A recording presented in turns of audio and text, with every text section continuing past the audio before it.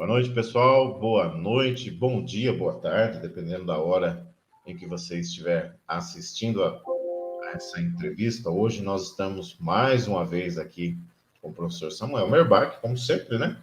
Transferimos a live de ontem para hoje. Boa noite, professor. Seja muito bem-vindo.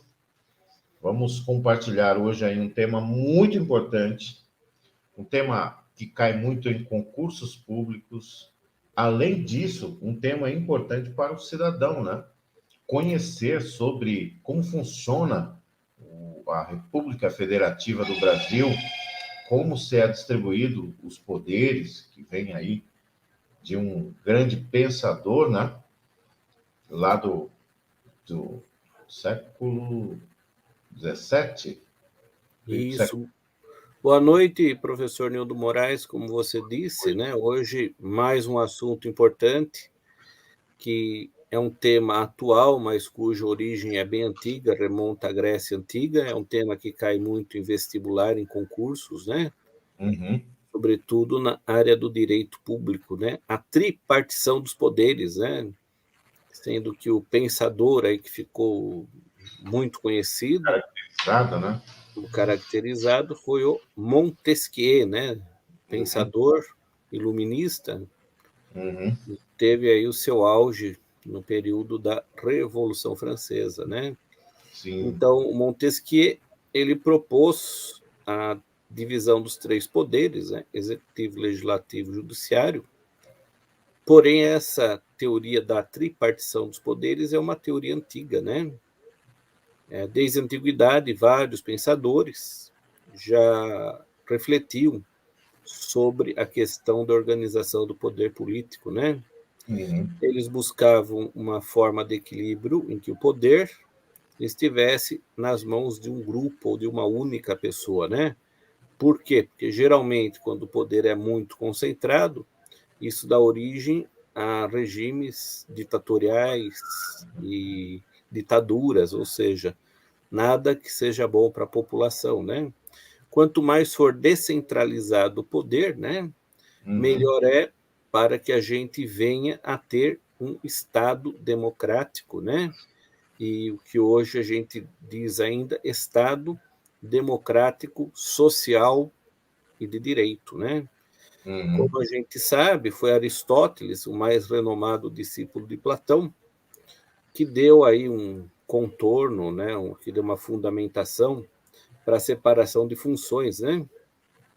Quando realizou uma verdadeira investigação, a Constituição do Estado, visando descobrir quais eram as formas de governo e as instituições que seriam capazes para assegurar a felicidade da coletividade, né?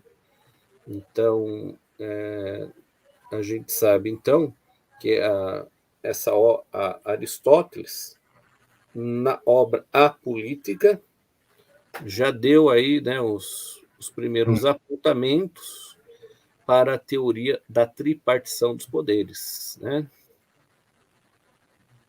Ou seja, uma teoria antiga, né? E posteriormente, né, a Aristóteles, nós tivemos também, né, o pensador John Locke, Uhum. que também apontava a necessidade da divisão do poder político, né? Ele vivia na Europa moderna e cujo governo da época em que ele vivia era de origem absolutista, né? Nesse contexto, se verificava a figura de um rei capaz de transformar as vontades em lei e sustentar as mesmas através de justificativas religiosas, né? É a chamada teoria do poder divino, né? Uhum. O monarca, ele era monarca porque, segundo essa teoria, era a vontade de Deus, né? E por ser um representante de Deus na Terra, ele tinha poder absoluto, podendo inclusive mandar, desmandar e matar pessoas ao seu bel prazer, né? Então, tanto Aristóteles como John Locke eram contrários a essas atitudes de força, essas atitudes ditatoriais, né? E mais para frente, né? O Montesquieu, que era um estudioso da Grécia, um estudioso também de Locke, ele pega essas teorias e moderniza no contexto em que ele vivia, que era o contexto da filosofia iluminista, né? Então, no seu livro O Espírito das Leis, o pensador francês busca um meio de reformulação das instituições políticas através da denominada teoria dos três poderes, né? Então, segundo esse pensador, a divisão tripartite poderia findar ou minimizar, né, que se tivesse a constituição de regimes ditatoriais ou absolutistas, né? Então, aqui a trilogia histórica, né, talvez os três pensadores que foram mais importantes. Você debruçaram mais, né, nesse Sim. sentido, né? E que desembocou nisso que a gente estuda hoje, né? Uhum. Então, foi através da fundamentação desses teóricos, talvez os mais importantes, né? Que a gente estuda hoje a teoria da tripartição, que propõe a divisão entre os poderes, né? E o que é interessante, né, que o Montesquieu apontava que cada um destes deveriam se equilibrar entre a autonomia e a intervenção nos demais poderes, né? Ou seja, os poderes eles devem trabalhar de maneira harmônica, porém numa forma de freios e contrapesos, né? Ou seja, cada um tem suas funções específicas, porém além de ter a fiscalização interna de cada um dos órgãos, tem a fiscalização de outros poderes, né? Sim. Que é aquilo que chama, né, balanço, freios e contrapesos, checks and balances, né, do direito inglês. Depois nós vamos nos aprofundar mais nesse sentido, efetivamente, né, do controle abstrato, né, por parte comum.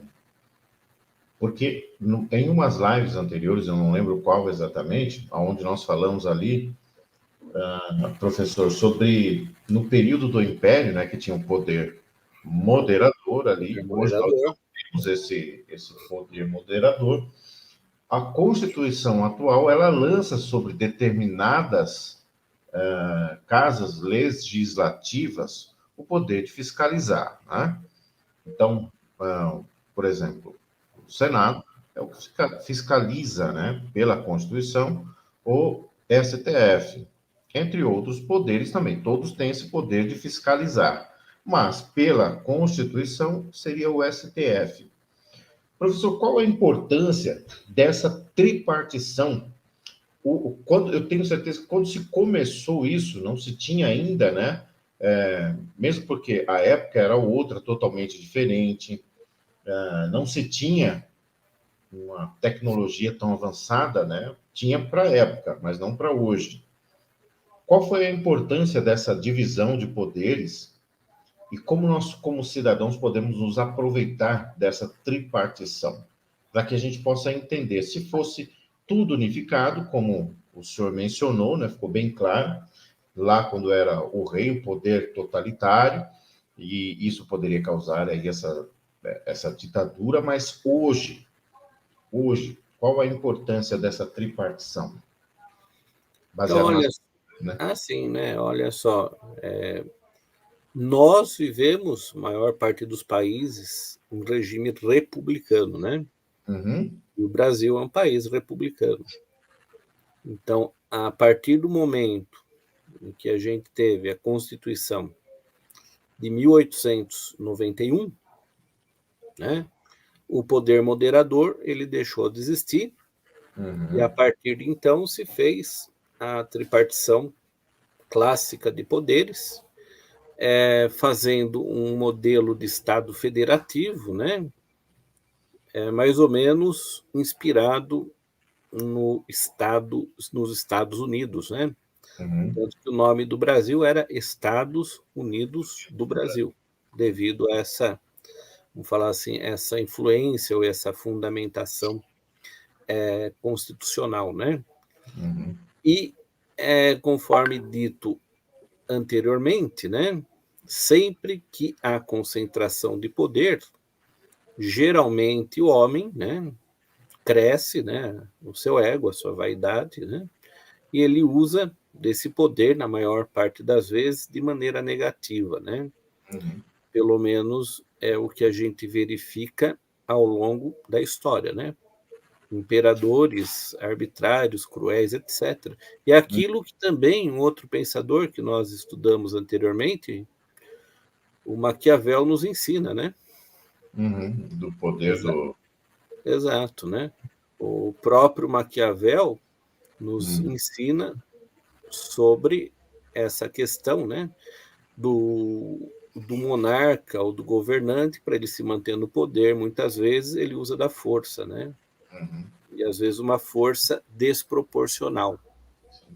Quando Se a gente tem uma separação de poderes, em que cada poder exerça a sua função de maneira harmônica, porém interagindo de forma construtiva com outros poderes, né? Isso dificulta a instauração de um regime totalitário ou de um golpe de Estado, alguma coisa do tipo, né? Sempre que os poderes entram em crise, a possibilidade de golpe de Estado cresce muito, né? Uhum. Sempre que um poder intervém no outro, certamente é ditadura e ditadura militar, né? Sim. Então a história nos ensina isso, né? Então, se a gente vive numa república com instituições fortes e honradas, né? Dificilmente a gente pode cair ou estar inserido no Estado com Uhum. algum tipo de golpe de Estado ou de ditadura, né? Hoje, mais para frente nós vamos verificar, porque infelizmente hoje nós vemos muitos poderes interferindo nos outros, né? Isso gera aí uma insegurança jurídica muito grande. Mas só fazendo uma comparação com o que o senhor falou, que o modelo seria baseado nos Estados Unidos, a diferença é que aqui a soberania é do Estado brasileiro como um todo, né? E os estados têm uma autonomia. Nos Estados Unidos, como é, tanto é que na guerra lá dos Estados Unidos, que eram os federados e os não federados, né? Em cada estado ele tem uma soberania nos Estados Unidos, tem a soberania. É muito completamente descentralizado, né? Porque cada estado ele tem, tanto é que tem alguns estados que têm a pena de morte, outros não.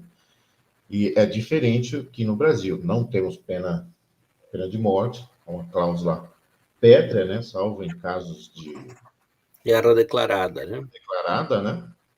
Então, por isso da importância dessa tripartição, de termos aí, nós vamos entrar logo em seguida aí nos três poderes dos quais nós estamos mencionando, mas fazendo um pequeno resumo, já vimos que lá atrás foi se iniciado o estudo, né?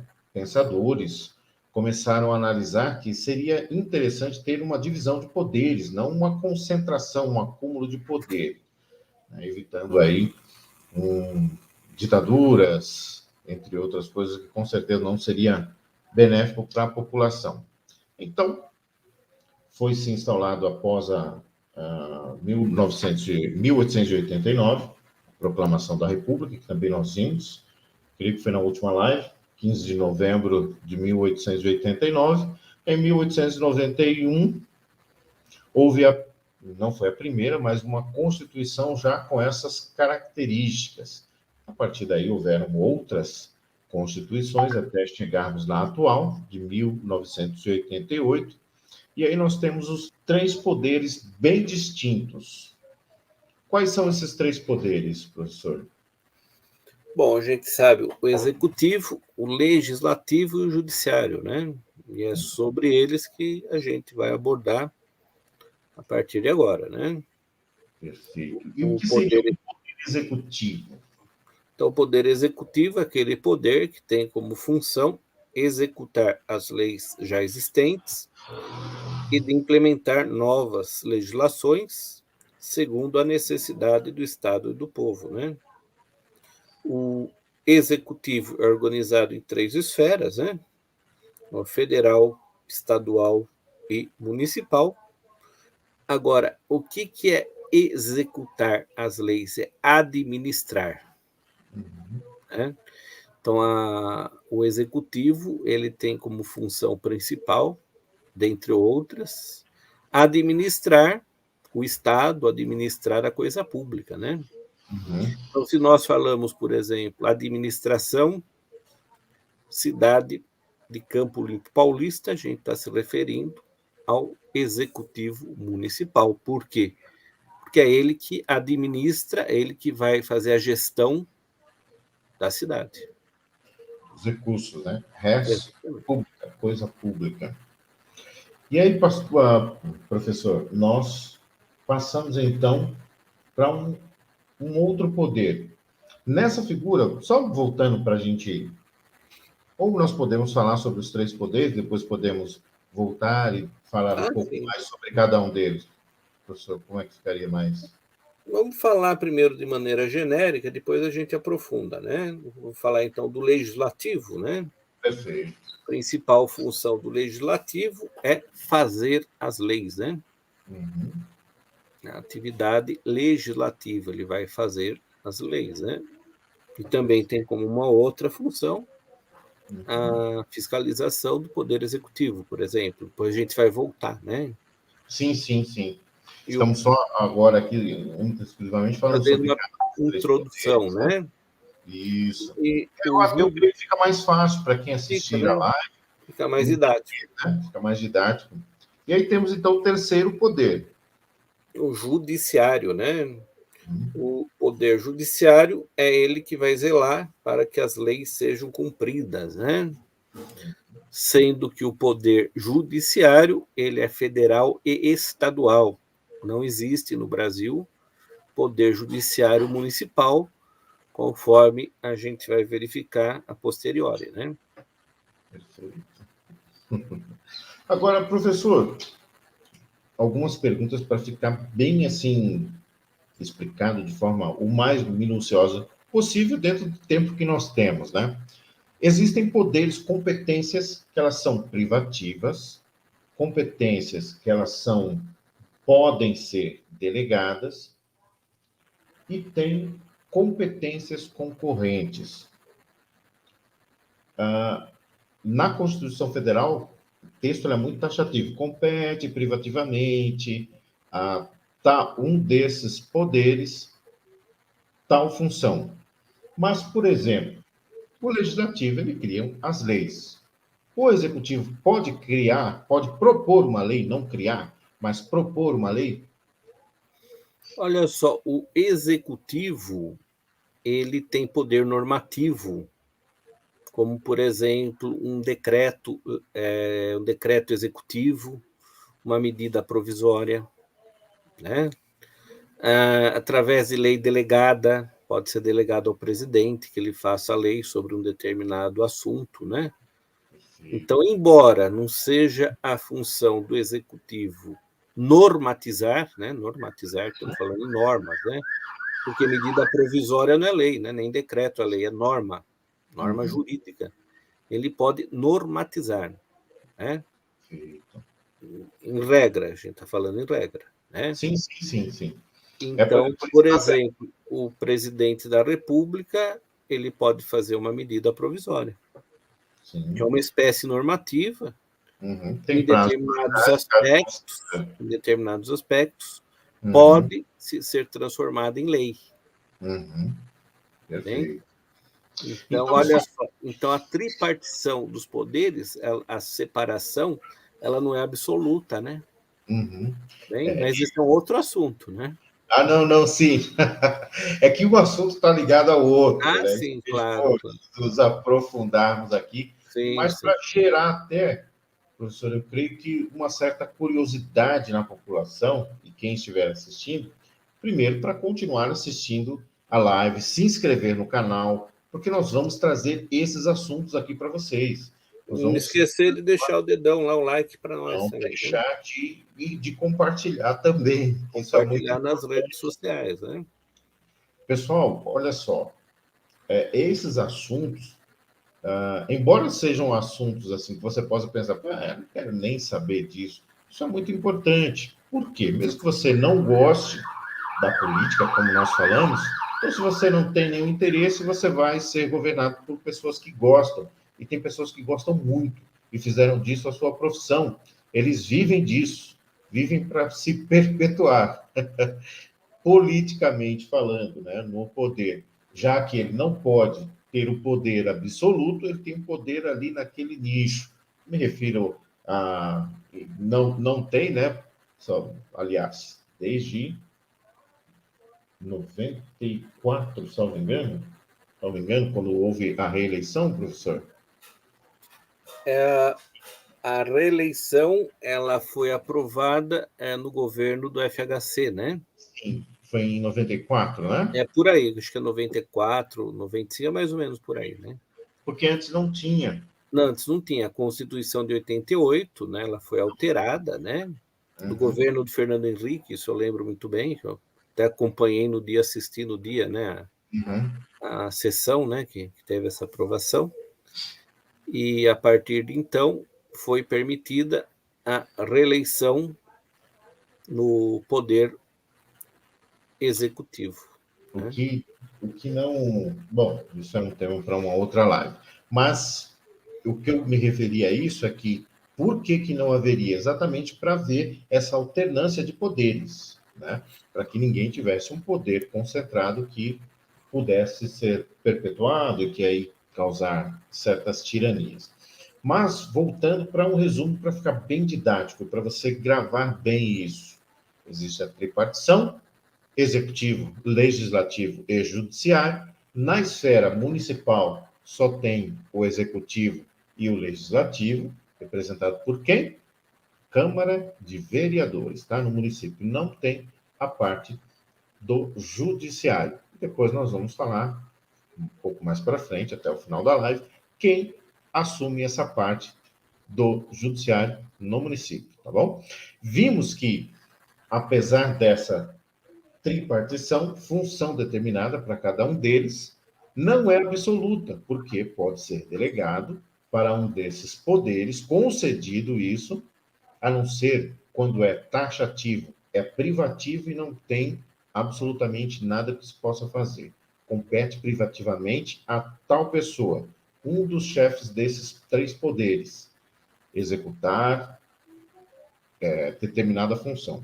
Tá? Então, não é absoluta, um poder pode criar, não o judiciário, né? O judiciário ali, ele simplesmente cuida para que a lei seja cumprida. Cumprida. Uhum. Então, nós vimos isso até agora, perfeito? Agora, professor, depois de vermos aí toda essa, até agora, essa tripartição, vimos da importância que é ter essa tripartição de poderes, qual a função, e eu gostaria que o senhor falasse, que nós falássemos, né, sobre o sistema bicameral na função legislativa. Por que isso? Então, olha só, isso é uma, vamos falar assim, uma tradição, né? Uhum, Que vem também da América do Norte, né?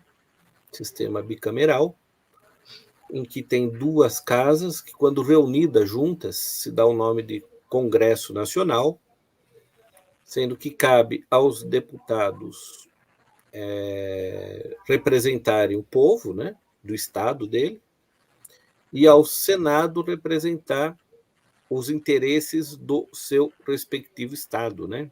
uhum, Então, por exemplo, os senadores de São Paulo representam os interesses do estado de São Paulo perante o governo federal, né? Perante as instituições federais e assim por diante, né? uhum, Muitas vezes o Congresso ele tem uma função de revisão, né? Então é um outro assunto, né? Então, geralmente, o projeto começa na Câmara dos Deputados, uma vez aprovado, vai para o Senado, né? Se o Senado aprova, vai para o presidente. O presidente pode aprovar ou não. Se o presidente aprova, né, se promulga, se publica, e após a vacatio legis, se houver, o texto é lei, né? Caso o presidente vete, o texto retorna ao Congresso, que vai apreciar o veto presidencial, podendo concordar ou não. Se não concordar, mesmo com a não concordância do presidente, transforma aquilo em lei. Né? Então, ou seja, nesse sistema bicameral, ele dá um sistema proporcional, vamos colocar assim de forma proporcional, porque essas duas casas legislativas, a função delas é legislar em favor do povo. Como nós adotamos aqui o sistema presidencialista, o presidente, o chefe do Estado, chefe de governo e chefe de Estado, nós já falamos também sobre isso, inclusive em algum momento nós vamos deixar aqui o link de outras lives para que você, mas vai estar ou no canal, vai estar nos dois canais, ou no meu canal ou no canal do professor Samuel Merbach. Tem alguns vídeos, as lives estão todos nos dois canais, todas as lives estão nos dois canais e alguns vídeos específicos que são de matérias aí do professor Samuel Merbach, alguns quadros do canal dele, não estarão lá no meu canal, mas as lives, com certeza, estarão com um material exclusivo do professor Samuel Merbach. Então, nós já vimos essa proporcionalidade aí, e é importante o fato. Primeiro, eu gostaria que o senhor falasse o que seria a vacatio legis, depois eu quero fazer uma outra pergunta para... A vacatio legis é o período para que a lei venha a entrar em vigor, né? Isso, em termo latino, vacatio legis, né? Então, vamos supor, se editou uma lei e se deu a vacatio legis, vamos supor, é hipotético, hein? De 3 meses, 90 dias, né? Qual é a ideia disso? Que a sociedade se prepare para que daqui 90 dias ela esteja apta ao cumprimento da legislação, né? Então, esse é o período de vacatio legis, é o período de adaptação da sociedade para o cumprimento da lei que vai entrar em vigor após um determinado período de tempo, né? Então, tenho certeza, professor, que alguém que está assistindo nesse momento, seja agora ou posteriormente, ele vai pensar, tá, vamos supor que essa lei torne crime algum fato. Se durante esse período de vacatio legis, olha só a pergunta, eu tenho certeza que alguém vai estar pensando isso daí. E se você pensou, comenta aqui embaixo, fala, eu pensei isso daí também. Cometendo esse ato que seria posteriormente descrito como crime, o que acontece durante esse período de vacatio legis? Durante o período de vacatio legis, a lei não entrou em vigor. Logo, a lei do momento atual, porque ela não entrou em vigor, ela é a lei utilizada, né? Então, se ela não tem vigor, é a lei antiga, entre aspas, é a lei antiga que está em vigor, né? Então, por que eu fiz essa pergunta, tanto para o professor Samuel, que já deve ter corrigido muitas questões assim, e para você que possivelmente seja um estudante de direito, porque isso pode ser uma pergunta de uma questão. Ele pode perguntar para você, o enunciado pode dizer que existem essas duas leis. Qual a lei será aplicada? Então, isso pode ser uma questão, né, de concurso, da OAB. Então, o intuito foi exatamente esse, criar essa questão aí, professor. Bastante interessante, né? E também chama bastante atenção, né? e que muitas vezes é uma dúvida corriqueira das pessoas, né? Sim. Agora, outra pergunta, professor, seria em relação ali ao sistema bicameral. Obrigatoriamente tem que começar o projeto na Câmara dos Deputados ou pode começar no Senado? Em regra, começa na Câmara dos Deputados, né? Em regra. É o mais comum, né? Certo. O que é mais comum. Uhum. Agora, o que acontece bastante, pessoal, é que quando vai um projeto aprovado na Câmara dos Deputados, quando chega no Senado, existe uma revisão e eles podem fazer algumas alterações no texto principal. Qual a possibilidade disso acontecer? Em 80, 90% dos casos acontece isso. É difícil, acontece, claro, mas é difícil acontecer de ser aprovado o texto na íntegra. Geralmente tem ali alguns destaques que um ou outro senador faz, que possivelmente não seja benéfico para o seu estado, porque como o professor Samuel mencionou, o Senado é por estado, o deputado federal também, mas um representa o estado, o outro representa a população, tá? Determinado ou determinado setor ou determinada região. Você pode analisar aí que no estado onde você mora, se você mora em São Paulo, por exemplo, tem um deputado daquela região, daquele, como é chamado, é até de certa forma um termo pejorativo, mas no curral eleitoral, que é aonde ele tem aí uma maior influência e que vai destinar aí algumas emendas para essa região. Então, mais uma informação para você aí, referente a essa tripartição. O Senado, ele representa o Estado como um todo, tá?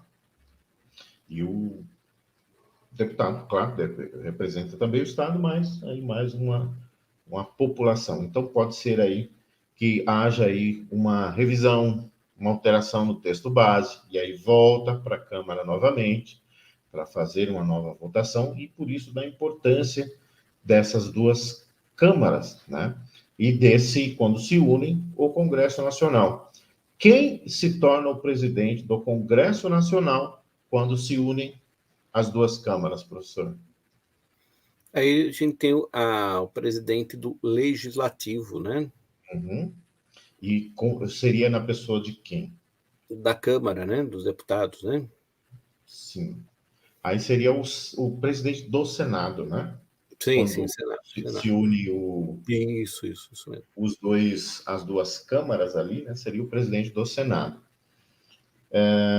Agora, professor, eu gostaria de falar dentro dessa linha que nós estamos falando, e só uma coisa, eu não marquei pergunta nenhuma com o professor Samuel Merbach, tá? Não foi nada assim combinado, eu vou fazer essa pergunta, aqui é para a gente passar mesmo a informação.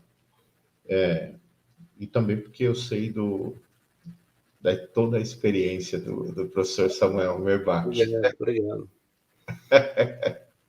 Eu não entendi, professor, perdão. Obrigado, né, pelas palavras, né?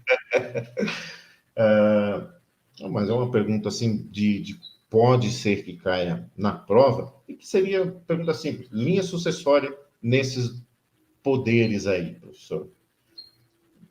Presidencialismo e o vice-presidente já está muito bem caracterizado. Mas depois desses dois, quem seria na linha sucessória, não tendo aí o presidente, o vice-presidente, quem seria o próximo?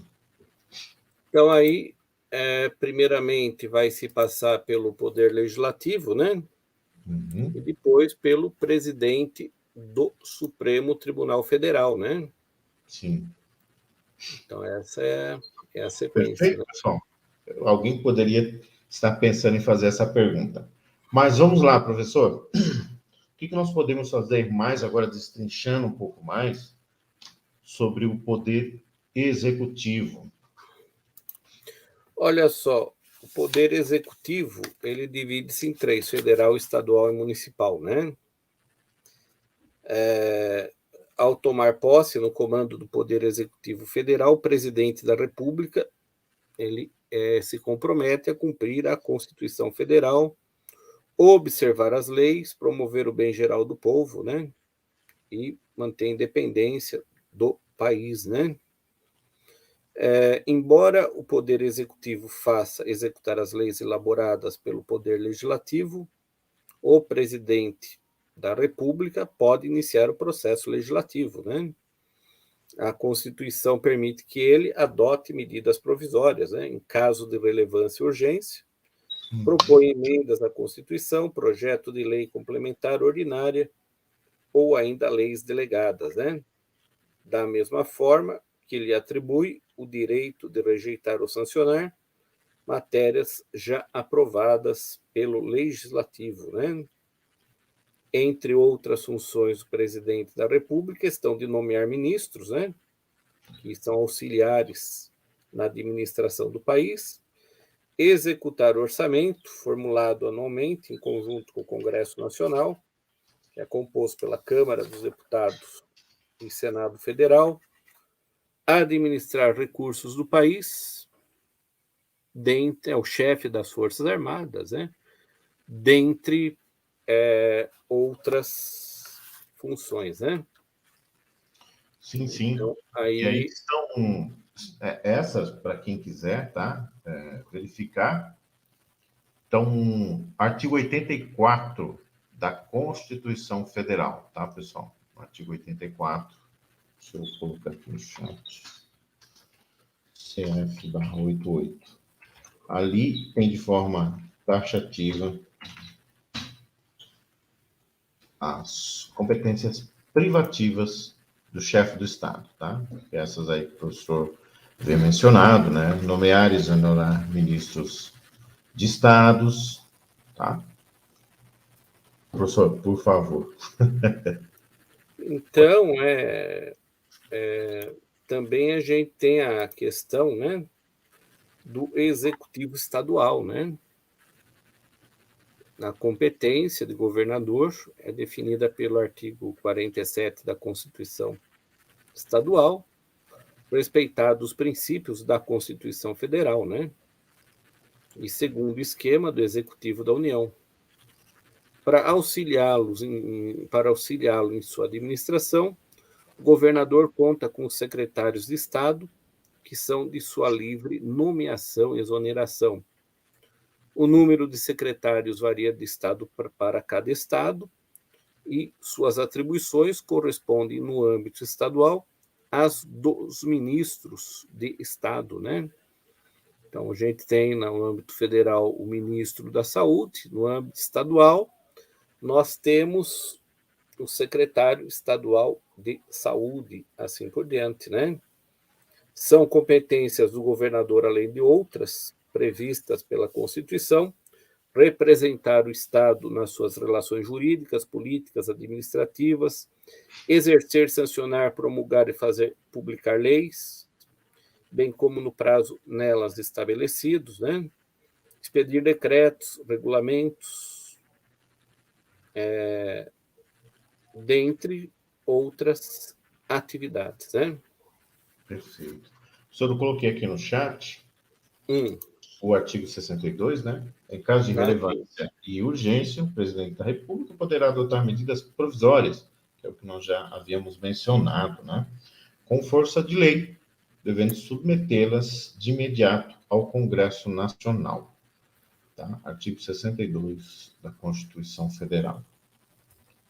Então, como o professor leu aí, mencionou, nós temos aí a competência, né? O Poder Executivo Federal, nós já falamos, o professor falou agora sobre a estadual, provavelmente agora fala sobre a municipal. E também o municipal, né? Como a gente sabe, é o município onde a gente está mais presente, né? E o executivo municipal é exercido pelo prefeito de cada município, que é auxiliado pelo vice-prefeito e pelos secretários municipais, né?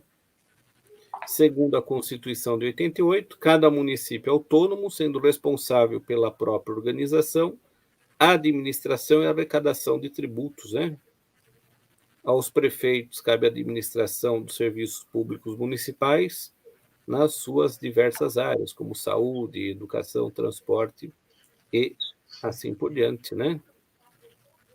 Então, pessoal, se vocês analisarem aí, como nós... Sendo, né, que cada município tem uma lei orgânica, né, que é a lei Sim, fundamental. seria a Constituição Federal do município. Uhum. Então, se vocês analisarem, pessoal, cada esfera do Poder Executivo, eles têm presidente, tem o vice-presidente, governador, o vice-governador e o prefeito, o vice-prefeito. E eles são assessorados pelos seus ministros, né? Tá? Em cada um desses poderes, em cada uma dessas esferas, eles vão ter ali um pequeno congresso, digamos assim. No governo federal, lá em cima, tem a Câmara dos Deputados e dos Senadores. Tá? No estado, tem a Assembleia Legislativa, os deputados estaduais. E na esfera municipal, os vereadores. Então, é uma estrutura muito bem dividida. Né? E em cada um desses poderes tem, tirando o município, tem lá o poder executivo, o legislativo e o judiciário, excluindo o município. Mas ele é representado de uma outra forma, que com certeza nós vamos ver aí. Professor, quer fazer algum comentário, algum complemento? Sendo que o legislativo municipal ele é formado pela Câmara dos Vereadores, né? Uhum. E uma das principais funções dos vereadores é fazer as leis municipais, né? Uhum. Ou seja, na parte de territorialidade, nós temos leis municipais, estaduais e federais, né? As leis municipais valem somente no âmbito do município, né? A lei de um município não vale em outro município. As leis estaduais, elas vigoram no seu respectivo estado, né? E as leis federais, por óbvio, né? Elas são válidas em todo o território nacional, né? Então, aqui uma informação importante, né? E uma coisa também importante, professor Nildo, é que o Congresso Nacional é composto de 513 deputados federais e 81 senadores, né? A mesa do Congresso Nacional é órgão de direção de um colegiado encarregado na condução dos trabalhos legislativos e administrativos da Casa. A mesa é composta por senadores e deputados federais de maneira alternada, né? Sendo que o presidente do Senado Federal será sempre o presidente da mesa do Congresso Nacional, o primeiro vice-presidente da Câmara dos Deputados e por aí se vai, né? Então, aqui algumas informações que são importantes, né?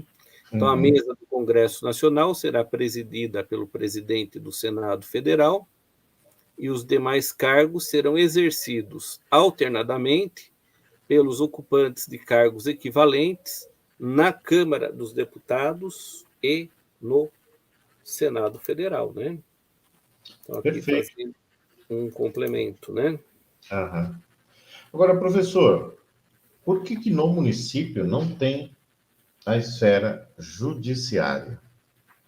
E aonde se socorre o município, no caso?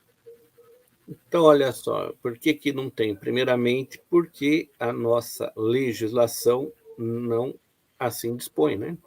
Uhum. Então, se não está na lei, né? Falando de uma maneira de direito positivo, né? Uhum. Se não está na lei, não existe, né? Teria que se criar uma lei para se criar um poder judiciário municipal, né? Uhum. Os munícipes, quando precisam ingressar na justiça, eles vão ingressar ou na justiça estadual ou na justiça federal, né? Uhum. É o que nós temos, né? Perfeito.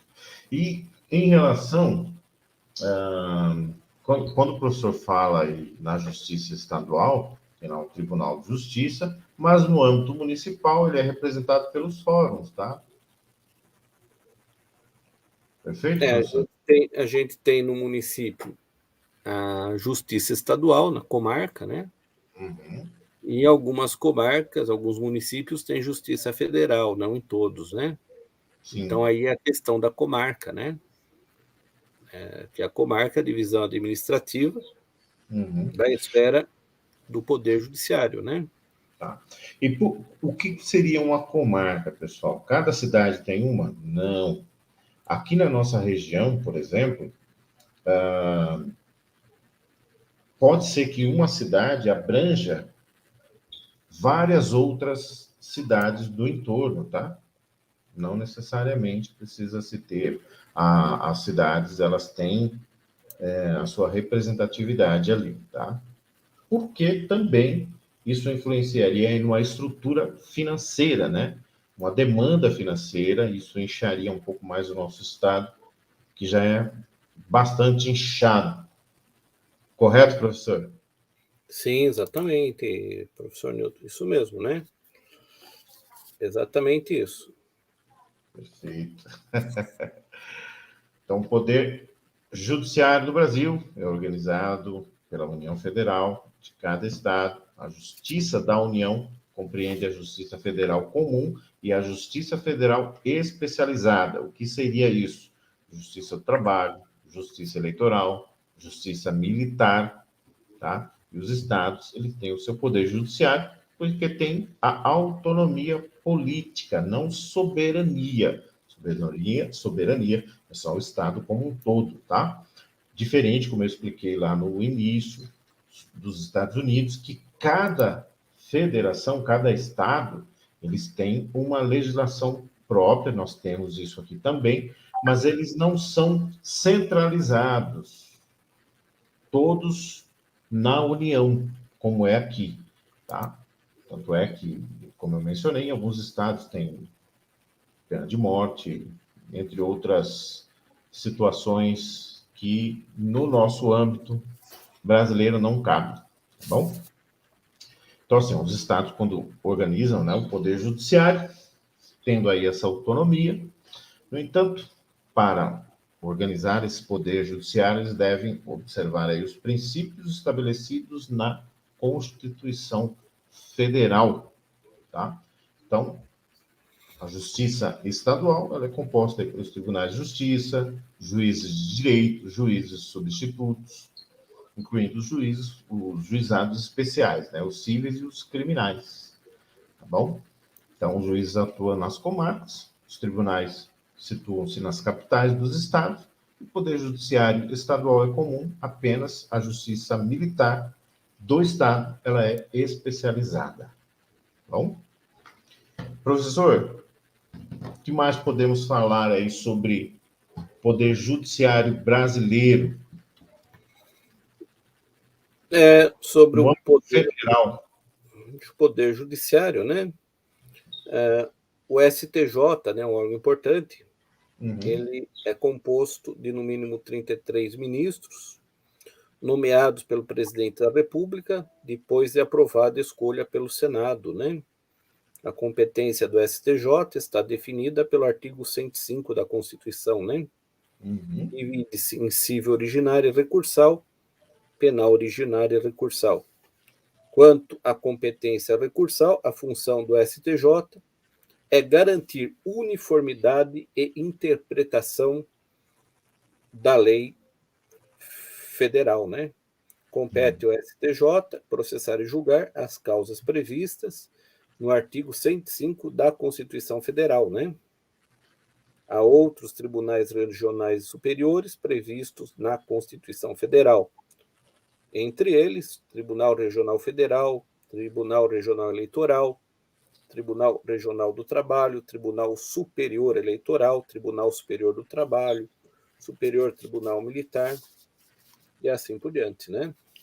Viu, pessoal? Vocês percebem toda a estrutura que nós estamos colocando? Não dá para. Porque em uma live nós teríamos que falar só sobre a estrutura judiciária no Brasil, destrinchar cada função dessas, principalmente das justiças especializadas, tá bom? Demoraria um bom tempo. É muito assunto, é muito extenso e são é um tema multidisciplinar, porque nas justiças envolveriam outros setores, por exemplo, só nessas três aí, nessas que nós aumentamos aí das comarcas cíveis e criminais, envolve aí direito civil, direito penal, direito eleitoral, direito do trabalho, e aí tem TRT, TST, tá bom? Tem Tribunal Regional, Tribunal Superior do Trabalho. Então, a estrutura judiciária do Brasil, ela é bem extensa, tá? Então, não teríamos como mencionar. Mas, vocês, ao escolher, assim, determinada matéria, se aprofundem nessa matéria, tá? Se vocês querem aí se aprofundar no direito do trabalho, vão E buscar aí mais. também o Supremo Tribunal Federal, né? Sim, a nível É da o União. órgão máximo do Poder Judiciário. Uhum. Sua função é de guardião da Constituição Federal. Ele é formado por 11 ministros, nomeados pelo presidente da República, depois é aprovada a escolha pelo Senado, né? Uhum. A competência está definida no artigo 102 da Constituição Federal, né? Perfeito. Agora, nós não vamos entrar aí em relação a escolhas, mas assim, professor, eu me refiro a filtros, tá? Para chegar lá no STF, para chegar lá em cima.